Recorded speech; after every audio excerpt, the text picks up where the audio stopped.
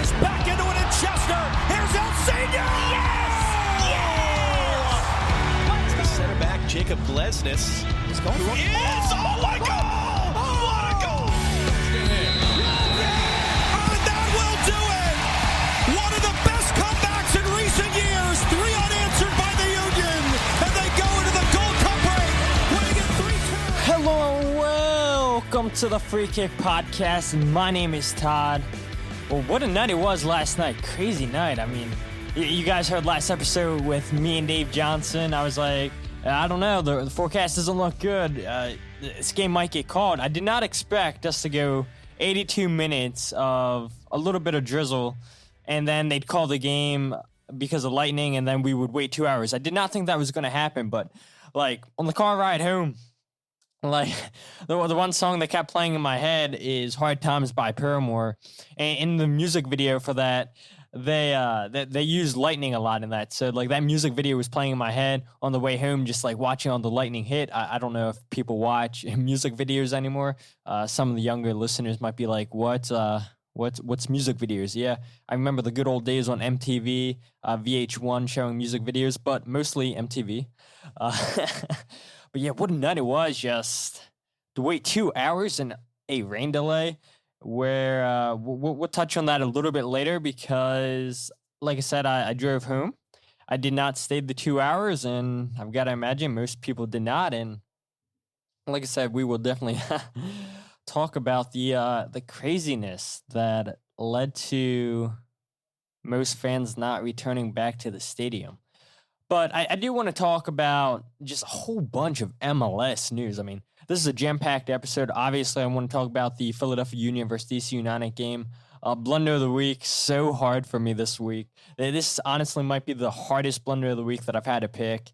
But I don't want to spend too much time just rambling on. Don't want to hype up any of the news because, like I said, there is a ton of news. And I do have a good amount that I want to bring up, that I want to say for the Philadelphia Union versus DC United game. So let's just get into the news.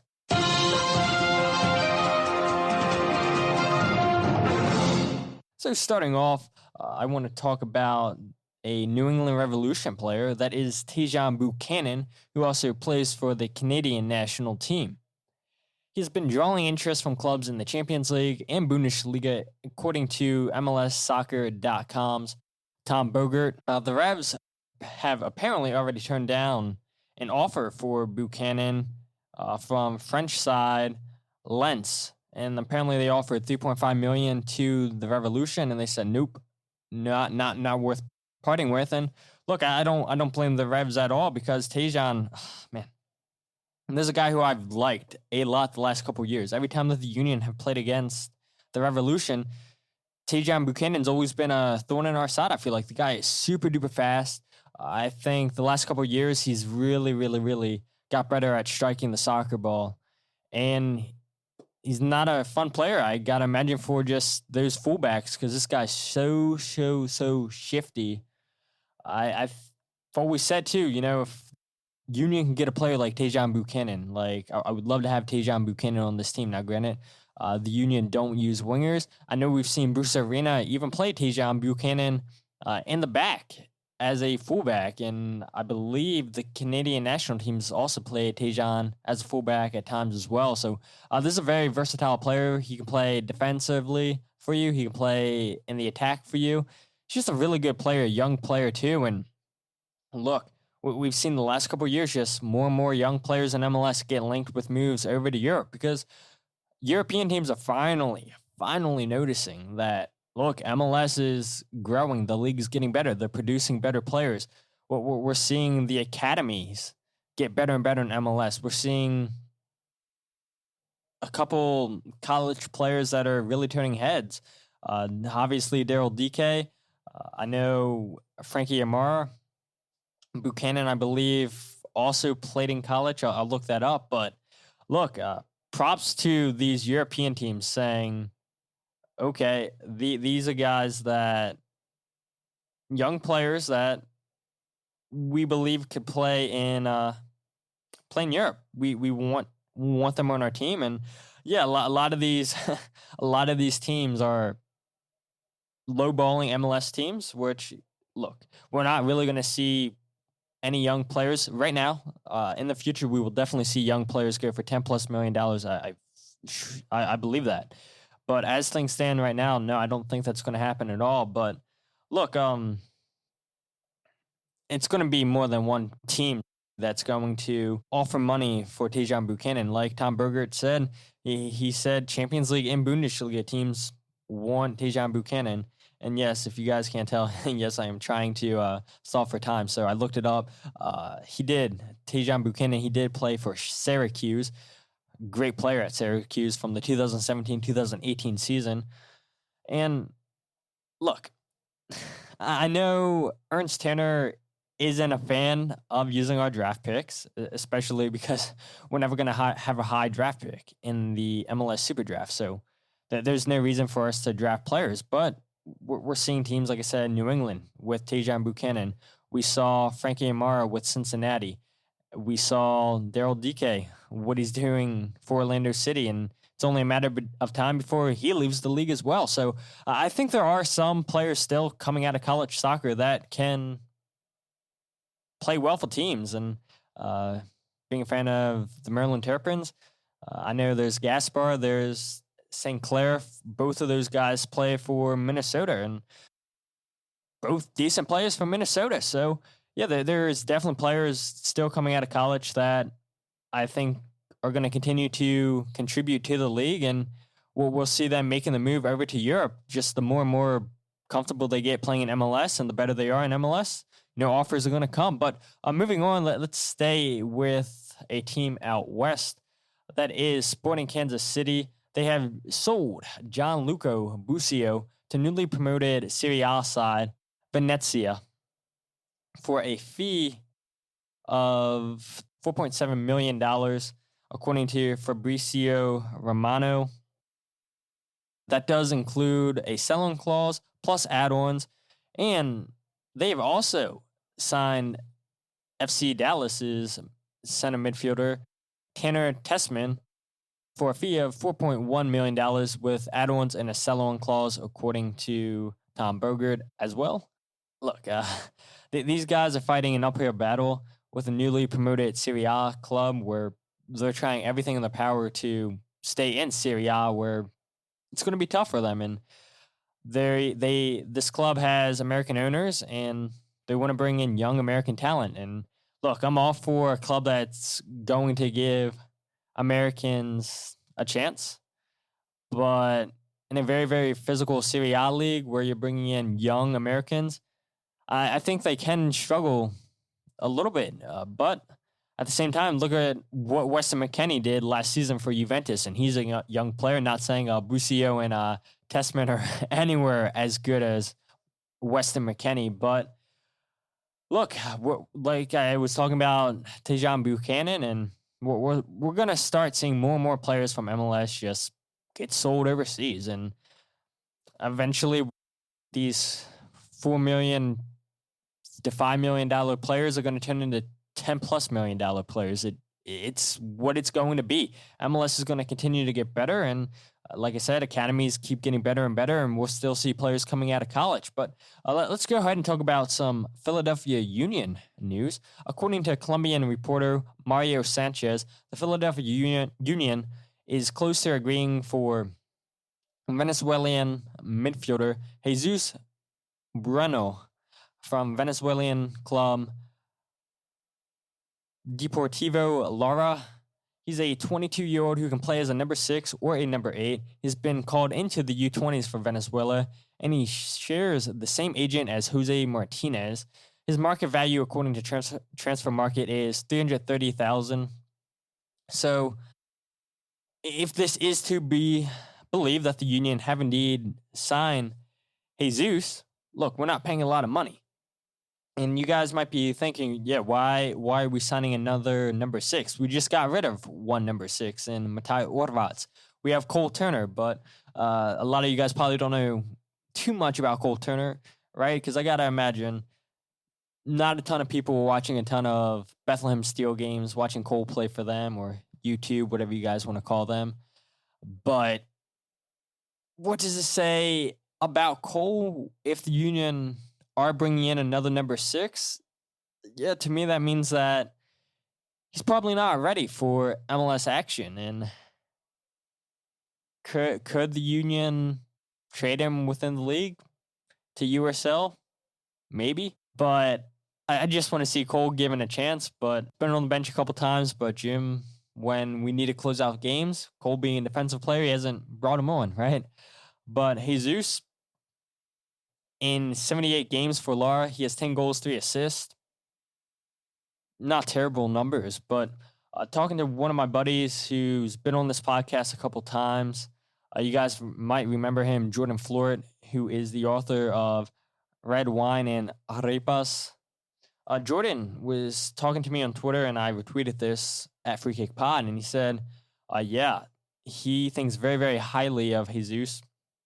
He thinks that he's a really good player and that eventually he could go over to Europe and play for a good European side. He said that he's a different type of midfielder to El Brujo, but he expects him to adjust just as quickly as El Brujo.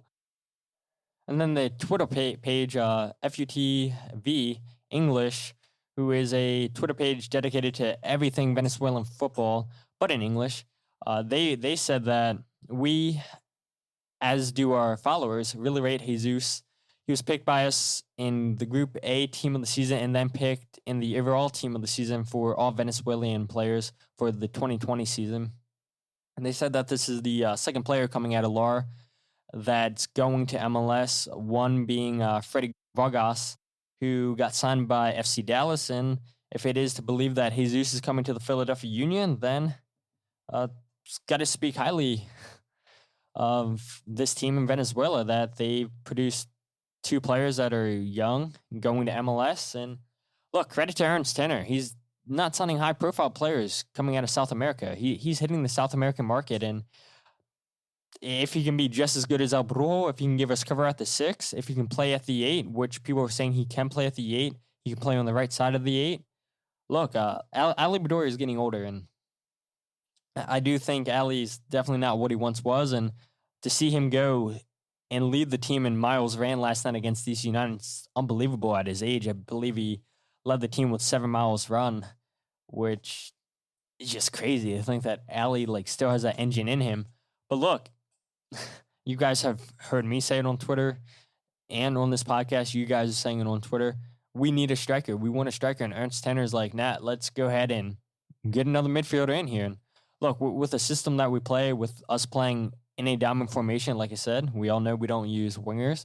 When I was talking about Tajon Buchanan, love him, but where would he fit in? We need midfielders for depth, and especially with us in the Champions League still, and Club America coming up in 26, 25 days, we're going to need depth. And I think that's why a lot of people have been saying, we need a striker, we need a striker. And have we got one yet? No. And look, and I do believe Jesus is coming to the Union, it's only a matter of when they announce it. We still have one international roster spot open. So will the Union use it? Will they just sit on it? Will they sell it for money? What will they do? Who knows? But yeah, we'd love for the Union to get a striker in here, but another Venezuelan midfielder who, let's hope he's not as hot-headed as El Brujo, because, man, as much as we love him, it's so easy for these refs to give him a yellow card, right? So if this guy comes with the same aggressiveness, but he can not get as many yellow cards, then look, we'll all be happy. And the Union, they've got a very, very, very tough situation on their hand. Who they're going to play against Orlando City? Martinez is playing great. Flock played excellent against DC United. Gazdag played great. Jamir's going straight back into the lineup. You still have Ali Bedoya, your captain. There's 5 midfielders for 4 spots. And you bring in Jesus. There's 6 midfielders for 4 spots. So, I mean, depth is not a bad thing at all. And look, if you want to bring in Jesus here to lock things down when we have a lead and then get Ali off the field for a couple minutes, then look, I'm all for it. But there's no denying that Jim Curtin has a very, very tough situation, what he's going to do against Orlando City. And we'll talk about that next episode, hopefully, with a guest in here. But in Ernst we trust, right? In Ernst Tenner we trust. And actually, one more thing I want to bring up about Mario Sanchez, the Colombian reporter.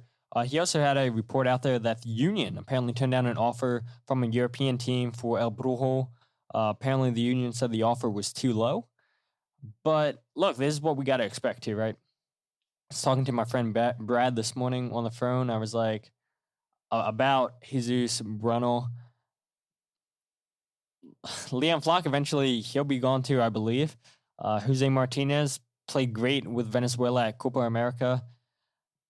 He continues to play well for the Union. The more and more that he plays well, look, Ernst Tenner is looking out for the future of this team, and that's what you got to love. And he's preparing the team for now and for the future. He knows that Leon Flock, El Brujo, Jamir Montero, potentially, these guys aren't always going to be here on the team, because if they continue to play the way that they are capable of playing, then teams in Europe are going to come and say, hey, look, we want to give you a chance. We want to give you a second chance to come back in Europe, prove that you have what it takes. You spent a couple years in MLS and you were one of the best teams in the league. You played for one of the best teams in the league. You were one of the best players in that position in all of MLS. Let's see what you can do over here in Europe. So I think it would be foolish of the Union to sell Martinez in the summer. They have no reason to, unless they get blown out with an offer, which I don't think is going to happen. I think, if anything, we got to look at the winter transfer window for when the Union would sell players.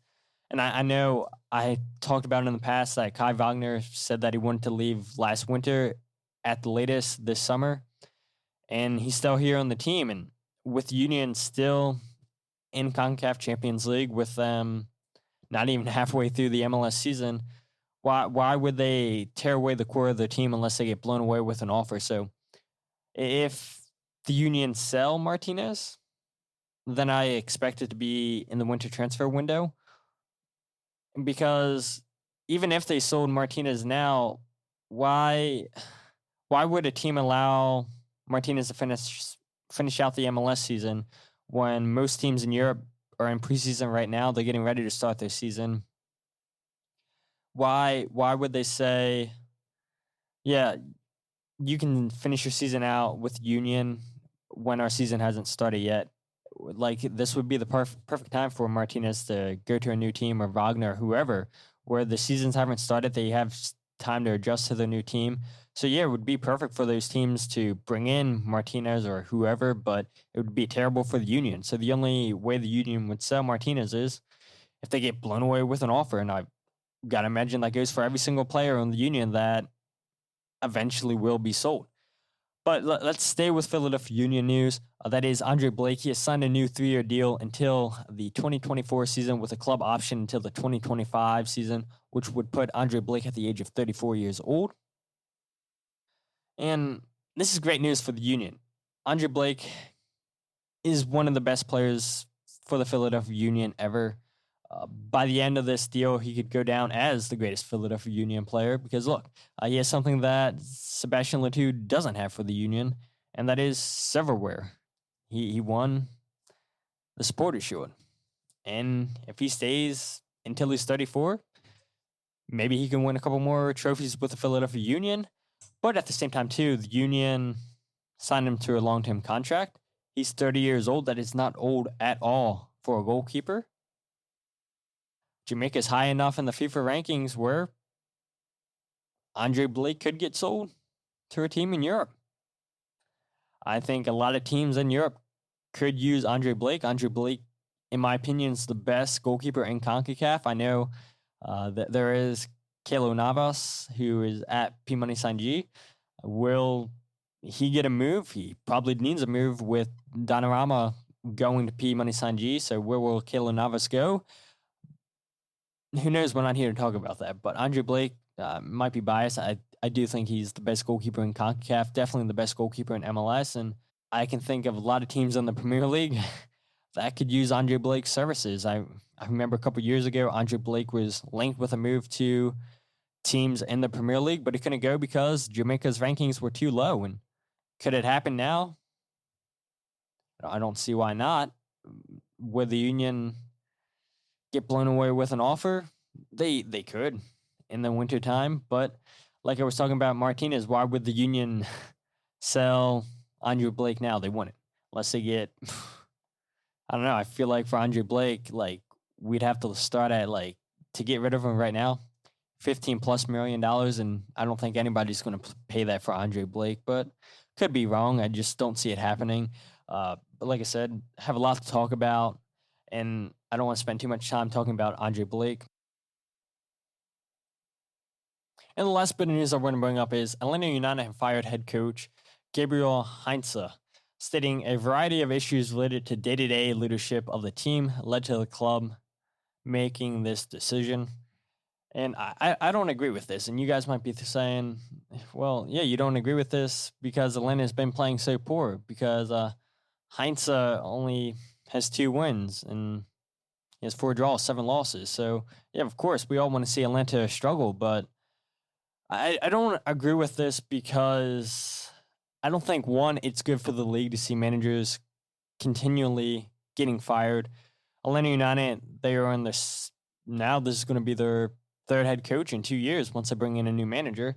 But to fire 2 managers within 2 years is terrible. I mean, Heinz only got 13 games to manage Atlanta United, and they said, no, you're out. And the one thing I don't think MLS fans are used to, I don't think Atlanta United fans are used to, is Gabriel Heinze used to play for Manchester United. And who was his manager at Manchester United? That was Sir Alex Ferguson.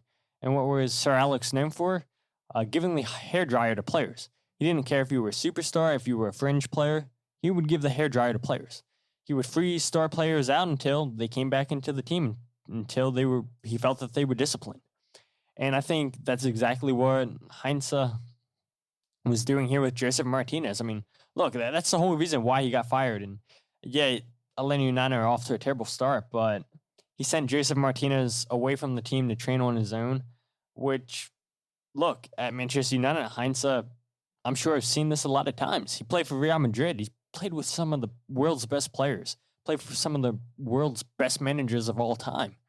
And I'm sure the managers that he played for, he took some of their influence and brought it with him to Atlanta United.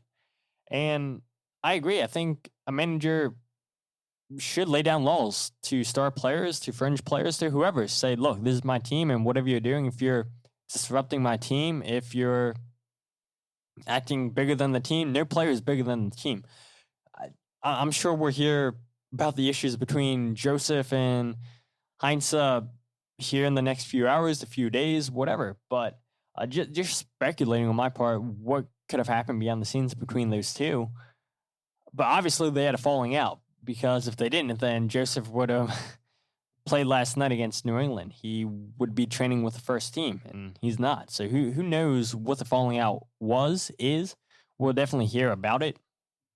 But I think what MLS fans need to look at, I think what Atlanta United fans specifically need to look at, is the front office.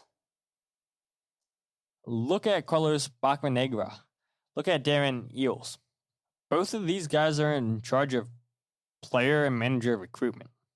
They haven't been the same since they won the 2018 MLS Cup. And look, a new team coming into MLS to win MLS Cup in your first season, yeah, that's really, really, really special. But I think we're starting to see how much Miguel Almiron meant to Atlanta United. They sell him to Newcastle United. They bring in Pity Martinez. Complete flop for Atlanta United. Then they bring in Marcelino. Hasn't done anything. They get rid of Tito. Bring in Jurgen Damm. Hasn't done anything. Get rid of Julian Gressel. They bring in Brooks Lennon. Brooks Lennon's been all right for Atlanta United. He hasn't been great, but he hasn't been setting the world on fire. Get rid of Michael Parkhurst and LGB. Bring in Alan Franco. Get rid of Darlington Nagbe. And look what Darlington Nagbe's been doing for the Columbus Crew. and they bring in Emerson Hyndman, who was nothing at Bournemouth. It's a mess. It is a mess with the front office at Atlanta United. And constantly firing managers isn't going to make the issue go away. I think Arthur Blank, if he wants to get control of his team, he needs to look at the front office. He needs to put his foot down, say, I'm getting rid of my sporting director and I'm getting rid of my technical director. You guys are gone. And that way, you do that. You have a new sporting director in there. You have a new GM. They can bring in a brand new coach. Now, I know Doug Robinson for the Atlanta Journal-Constitution, he reported apparently somebody familiar with Frank de Boer, and he said, I'm being serious, said he would be glad to return to Atlanta United in MLS. And I know Frank de Boer got a lot of stick for the way that Atlanta United played. They didn't play the attacking soccer, that they were used to playing. Atlanta United in the first season under Totti. And would they hire him back? I don't know. I think we'll see a lot of names here in the next couple of days linked with the United job, but I don't think it's the coaches. I really don't think it's the coaches. I think it's the front office. And until those two leave, I think you're just going to keep running into the same old problems at Atlanta United. What players, Atlanta United fans, do you feel are game changers right now other than Joseph Martinez? Sosa in the midfield? Yeah, I would agree with that, but I think their player recruitment's been really, really bad ever since Totti left. And what was Totti known for? Yeah, great manager. But more than that, he had great connections with agents all over the world with him being at Barcelona. And because of that, he was able to pull in some really, really good players for Atlanta United. And since he's left, I think the signings have been really, really poor for Atlanta United. And yeah, I mean, being a Union fan, it is funny to watch the Atlanta United fans melt down. But looking at MLS as a whole, I think it's in MLS's best interest to have their big markets playing really well. I think as Philadelphia Union fans, for us to enjoy these big games against Atlanta United, against LA Galaxy, LAFC, we want these clubs playing well. And for MLS, they want their teams in their big markets, in their star markets, playing well. Because it's going to attract casual fans to the stadium, to get them into MLS, to continue to grow MLS, to grow soccer in America. You want your big cities to have good soccer teams.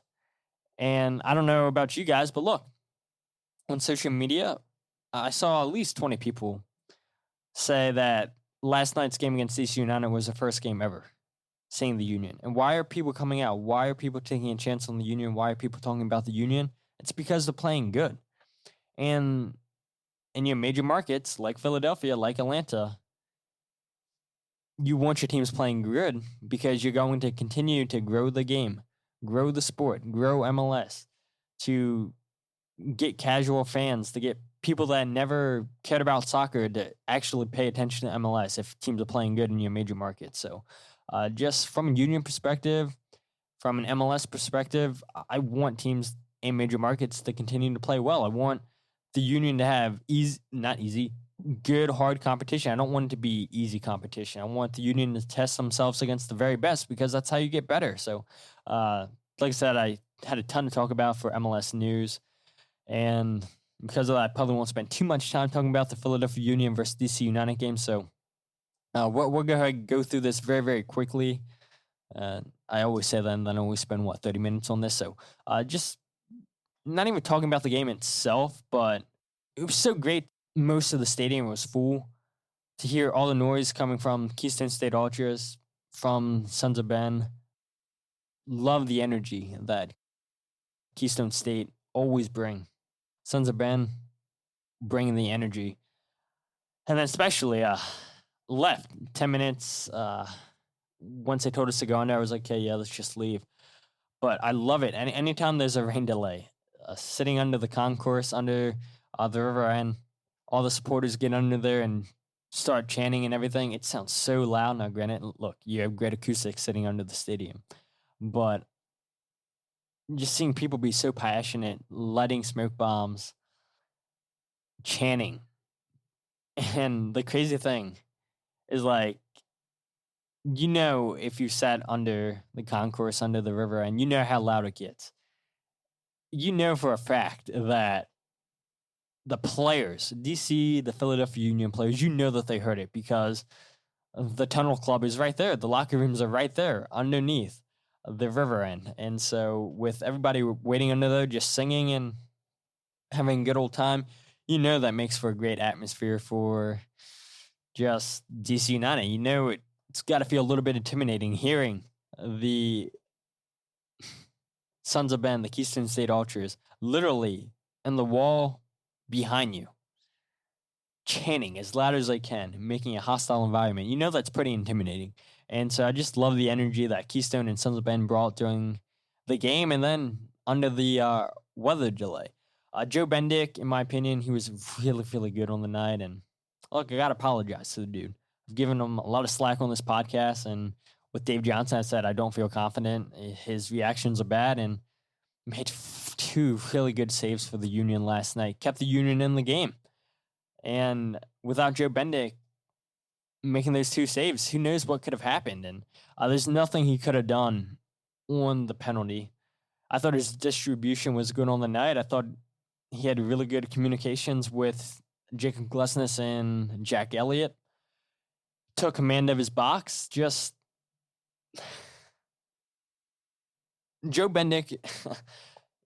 I always think of the Barnetta goal and the Cleberson goal, the Bendick face, all that stuff, right? I always think about that moment where he was so late reacting to both of those goals. And yeah, as Union fans, we love that. We love Joe reacting late. And his reaction, like I talked with Dave Johnson, was late when New York Red Bulls should have scored, made it 2-0 against the Union. But his reactions didn't look late at all against DC United. He played well. And I do apologize for saying I don't have any confidence in Joe Bendick. That one performance last night by Joe Bendick gave me a whole bunch of confidence in him going forward if we use him. I know Jim Curtin said in a press conference a couple weeks ago with Andre Blake being gone, Matt Freese would be the goalkeeper. Joe Bendick would be the backup to Matt Freese. But is Jim Curtin thinking about giving Joe Bendick a chance against Orlando City because of how well he played against DC United? Jim Curtin had a lot of good things to say about Joe Bendick in his post-game press conference, which I don't know if he did that to give Orlando City something to think about, or was that Jim just being honest, saying that, yeah, Joe Bendick really played well, because he did. So I'll be interested in seeing who plays in goal for the Union against Orlando City on Thursday night. But yeah, Joe Bendick, a guy who didn't give me any confidence, played really, really well against DC United, and I'm sure a lot of fans feel the same way. But look, not only Joe Bendick, but every single player stepped up last night. It's always the next man up mentality at this club. It doesn't matter who's away on international duty. It doesn't matter who's hurt, who's suspended. Players find a way to step up. And that mindset from the players coming out of a 2-hour weather delay to play the last 7 minutes plus stoppage time, to have that mentality to know that, look, we're up 2-1, that DC United's going to bring everything. They're hoping that they're going to catch us slacking, that they're hoping to get a goal back. And yeah, DC United threw players forward. What did they have to lose? And we saw it. Look, I keep going back to what I talked about with Dave Johnson, because I thought we both brought up a lot of really good points where, look, in MLS, more and more teams aren't afraid going on the road anymore. They're going all out it. When they're down, they're going all at it. We saw DC United go all out, try to get that win against New York City, and then they get caught on the counterattack and they lose the game. But you're just seeing more teams in MLS just go at it, not being afraid to play away. And that's exactly how DC United approached majority of this game, but especially coming out of that 2-hour weather break. They look better than the Union, and the Union found a way to hold on and get all 3 points and send the remaining Union fans in the stadium away happy, and everybody that went home to watch the game on TV, everybody went away happy as well. And Sergio Santos, look, I can go down this list, and I'll bring up one more player because I want to talk about his stats because I think it potentially was his best game he's ever played for the Philadelphia Union. But Sergio Santos, he was amazing. The goal, the assist. And I want you guys to hear Jim Curtin's thoughts on how he thought Sergio Santos played, how Daniel Gazdag played, because Jim had a lot of good things to say about these guys. Yeah, we needed it. I thought he probably could have gone 90, but we just figured, let's get some fresh legs in there with Quinn. Sergio got us a goal and an assist. And cost us a goal also. Let's not forget now. With that one, we were just joking before the game started up again. Especially for strikers, their tendency is to want to help out and want to win the ball. But when a player's going away from goal that way, let's not dive in on those tackles. But he's a striker, so they occasionally make mistakes on tackles. But he redeemed himself, made a big play for us, and really happy for all the minutes Sergio had. Great goal. Really good counter, a good transition goal where we get out on the run and find a blind spot, and a clever ball by Daniel. I do believe he meant that. Pass to Sergio for the goal. And then obviously, Sergio gets loose and makes a really unselfish play for Casper to finish off. So happy with him. But yeah, 82 minutes was big. Yeah, quality. You can see, I still don't think we got him on the ball enough, but when he did get on the ball, things happened. He drew fouls. He played through balls. He actually did really well defensively. So you're just seeing the beginning with Daniel. The more we give him the ball, the more special plays he's going to make. But overall, certainly his best performance for us comes at a big time.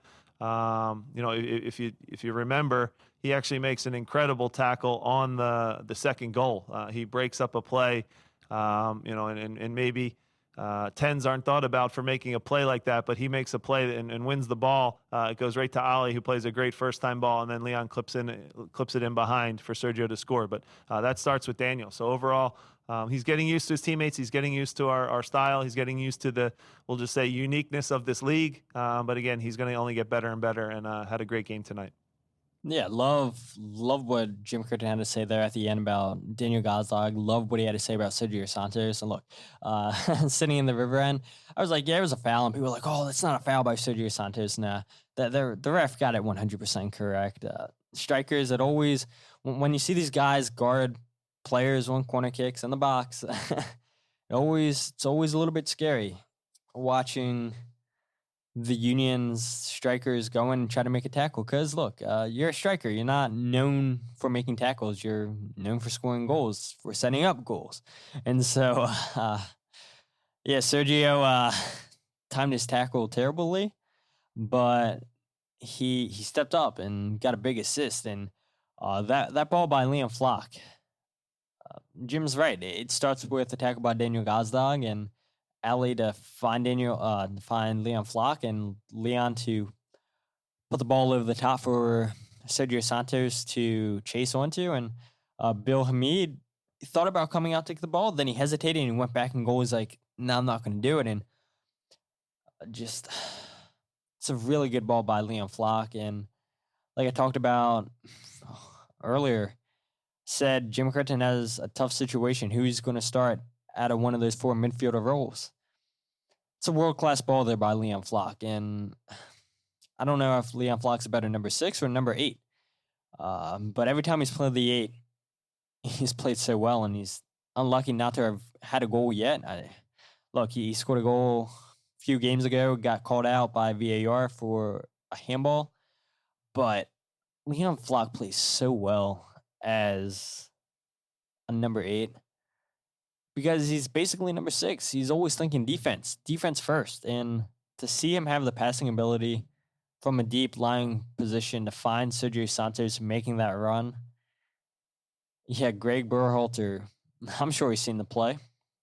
And I wonder if he's like, yeah, should I not have brought Jackson Ewell because he's not been playing well for the U.S. in the Gold Cup? Should I have brought Leon Flock? Yeah, you should have. But look, we'll take it. We will definitely take Leon Flock here. And what a ball. When I saw that pass, I couldn't believe it because it's a pass that you see all the time. And not even all the time. It's a pass that you see big players in Europe make. And Leon Flock continues to play this way. He'll be in Europe in no time and playing for the U.S. national team as well. What a ball. And Jim's right. Just going back to Daniel Gazdag, was a great tackle. And Jamir Montero is not a 10. I appreciate what he does at the 10. And I do have some interesting stats to bring up here in a little bit about Jamiro at the 10.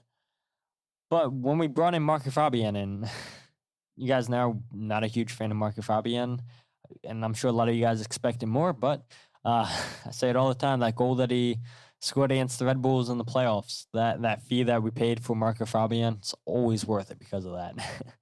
Wasn't the greatest times for Marco Fabian here in Philadelphia, but playing at the 10, he didn't track back a lot defensively. And anytime we've put Jamir Montero there, Brendan Aronson at the 10, now Daniel Gazdag, these guys aren't your normal number 10s. They track back, play defense. And that tackle, great tackle by Daniel Gazdag. And the engine on this guy. Look, last night against DC United, didn't look like he had any discomfort in his knee at all last night and played well. Played really, really well last night for the Union. And the one thing I didn't like, and I don't know if this is really a Daniel Gazdag thing, I think maybe it's more so a team thing, is against DC United, Daniel only had 40 touches of the ball. New York Red Bulls, Daniel only had 19 touches, while Jamiro, as the number 10, had 75 touches against Nashville. Daniel playing the 8, Jamiro playing the 10. Jamiro had 79 touches. Daniel had 21 touches. Against Chicago, Miro had 64 touches at the 10, and against Columbus, Jamiro had 62 touches. And now, why can the Union get Jamir Montero on the ball a lot more than they can Daniel Gazdag? Or if you look last season, Brendan Aronson didn't always have a ton of touches on the ball at the number 10, but he played well as a number 10 last season. I think that's probably because Jamir Montero is our best player at finding space. He's definitely, in my opinion, our best dribbler of the soccer ball. I think that, look, Daniel Gazdag, if you look at his heat map, he dropped back a lot to collect the ball, and Jamir Montero does that all the time. I just think that Jamir is a little bit smaller on the field. It's hard for teams to keep track of him, even though, teams are saying, yeah, mark Jamir Montero, don't let him get on the ball. But those last 4 games that I just gave you for Jamir Montero, 75, 79, 64, 62 touches. Jamir always finds ways to get onto the ball, and hopefully Daniel, as he gets more used to playing with the team, he can get on the ball more. Look, Anthony Fontana is another player we've seen at the 10 where doesn't get a lot of touches, and I've complained about it. You guys have complained about it. Just for whatever reason, Jamiro Montero is just able to get more touches than anybody else when we put them at the number 10. And I don't know, maybe that's why Jim likes playing Jamiro Montero at the 10, because he's able to get on the ball so often. But there's got to be a way that the Union can figure out how to get Daniel Gazdag on the ball more. And the more that he plays with the team, the more that he trains with his teammates, he'll be fine. But yeah, what a touch it was by Daniel Gazdag. I thought that was an assist by Ali Bedoya. And then I watched the replay and was like, wow, Daniel Gazdag really got a touch on that. And he 100% meant that. You can't tell me otherwise. He knew what he was doing, and what a beautiful touch it was to send Sergio Santos 1v1 against Bill Hamid, and Sergio with a good finish. And he needs that first confidence, and to have an assist to Casper, so unselfish of Sergio Santos to break the DC United defender's ankles and play a great ball to Casper. And Casper, the easiest goal you can get as a striker, just tap the ball in. And Sergio Santos, to see him go 82 minutes too, I mean, it's huge. A guy who we always see get subbed out between 60 to the 65th minute. And Jim said, yeah, he could have went 90 minutes tonight, but we wanted fresh legs up there. And it's a smart way to think about it because, look, Sergio is going to play up top against Orlando City, so you don't want to run him into the ground. But I guess that lightning delay, Sergio got a rest there anyway, so kind of hard to predict. Yeah, that lightning was going to come. I think we all expected a lightning delay, but for us to get 82 minutes of gameplay without a stopper, yeah, it was crazy that it took that long. But just what a night for Sergio Santos, and I would probably say he was the Union's best player on the night. But like I said, this other guy that is Jack Elliott, I think last night against DC could have been his best ever game for the Union. 5 clearances, 2 block shots, 2 tackles, was not dribbled by at all. He won all of his ground duels, 4 out of 4, won every single aerial duel, 5 out of 5. He lost the ball 6 times, which is quite low when you compare it to other people. He did not concede a single foul. He had 51 touches, completed 83% of his passes, 30 for 36. Long balls. Him and Jacob Glesnes are so good at playing long balls behind the defense. 6 out of 9 completed. That's unbelievable. But the clearance is 5, 2 block shots, 2 tackles. But to not be dribbled by at all as a defender, that is so hard to do when you look at all the attacking talent that is in MLS. To not be dribbled by at all. Yeah, I still can't wrap my mind around that because that's just unbelievable. Like, defenders usually get dribbled by at least once, like the world-class defenders, but to play that well in your box. And look, Jacob Glesnes played a good game as well, and maybe because that Jacob Glesnes and Jack Elliott played so well, maybe that's why Joe Bendick played well, because the confidence that Jack Elliott and Jacob Glesnes have in front of them just gives the goalkeeper, whoever it is in goal behind them, just that much more confidence. And so it was required for Joe Bendick to make 2 saves, but for Jack Elliott to play that well last night, it's unbelievable. And yeah, obviously, like, fans are like, oh yeah, like, he needs a goal. Like, no, like, defenders don't always score you goals. They don't score a ton of goals. But defensively, that's as perfect as a game as you can play with those stats that I just read you. To be that perfect in every category stat that matters. It's unbelievable how well Jack Elliott played. Jim Curtin could have made better use of his substitutes, in my opinion. But look, every single player on the bench, not including the goalkeeper, was a homegrown, minus Stuart Finley, which is insane. Look, this is what we want, right? To see academy kids coming through the academy and starting or going on the bench. I think this is the first time ever that we've seen that many academy kids on the bench at one time. So that was pretty cool to see. But again, would have loved to have seen a couple more substitutions by Jim Curtin. But look, got the win, 2-1. Can't complain about it. And minus the penalty that we gave up, it came off of a DC United corner kick. Other than that, I thought the Union defended well against DC's corners and the crosses compared to last game, where in the second half, you guys, again, going back to Dave Johnson and my conversation, DC really troubled the Union on corner kicks and crosses, and they did well to adjust to them this game against DC. Overall, thought it was a great game by the Philadelphia Union, and hopefully they can do it again on Thursday against Orlando City. But I want to real quick go into Blunder of the Week. And like I said, I was talking about, what happened under the concourse.